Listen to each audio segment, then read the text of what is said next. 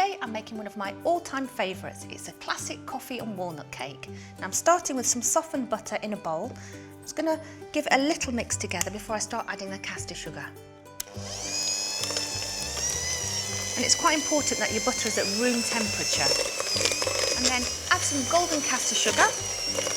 And what we want to do is get a really nice pale and fluffy mixture, so it should take a few minutes.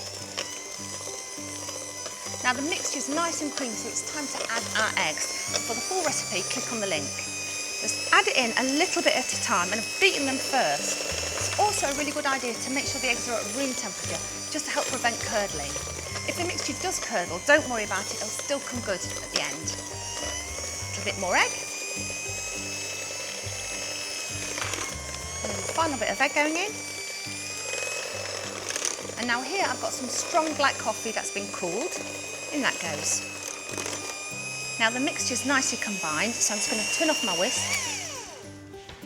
and then just use a spatula to scrape down the sides. There we go. Now I'm going to sift over some flour. In that goes. And a teaspoon of baking powder.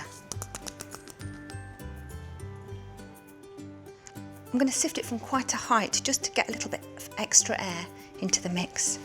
And then for the walnuts, got some chopped ones here, just sprinkle those over and then just with a spatula gently bring it all together. That's my mixture all evenly blended. Now here I've got 2 cake tins that I've baselined and buttered.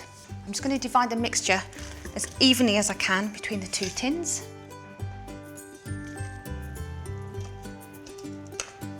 And then just level off the surface of each one with the back of a spoon. Now these need to go into the oven for about 20 to 25 minutes until just set.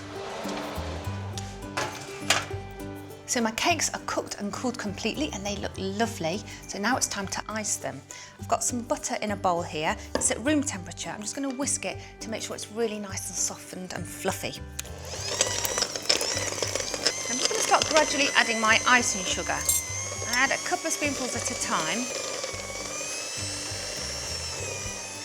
And just continue this way until all the icing sugar is incorporated and the icing is really pale.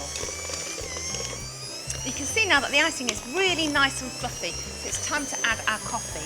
And again, I've got strong black coffee that I've cooled. I'm going to add it a little bit at a time because it's at this stage that the icing can sometimes curdle.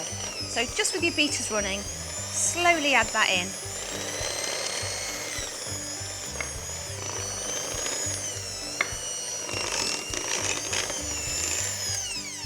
So that's our lovely icing all ready.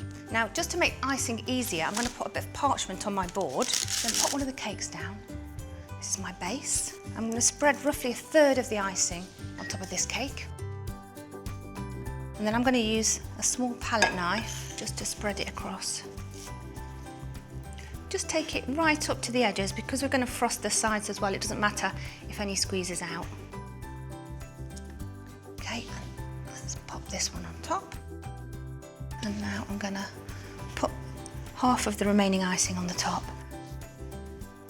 and then start to work it down the cake. I am being very generous with the icing here. If you've got any left over, it's really good for freezing and you can use that, just thaw it out and use it for frosting cupcakes. And I'm just going to smooth over the surface, put a few little swirls in if you like. And then once you're happy with your cake, we're just going to finish it off with some walnut halves.